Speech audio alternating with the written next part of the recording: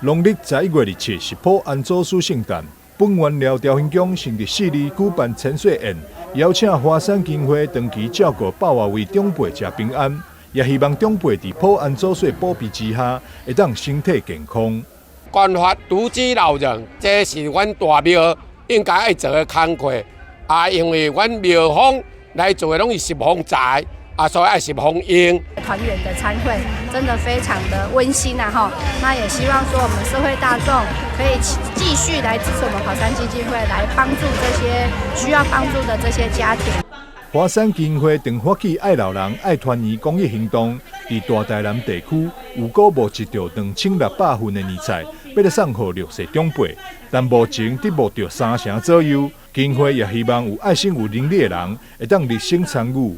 因为目前我们即将在年节前送出2600份的年菜，但是目前仅募得3成，所以想要邀请就是各界能够一同响应爱心年菜的活动。那爱心专线06-252-0940。餐会现场也有安排爱心义诊、推拿疗龄、甲鸟会等服务，要互参与活动的长辈，除了会当吃到澎湃饭菜，嘛会当将身体顾好。同时，嘛会当感受到社会温暖。记者张世伟采访报道。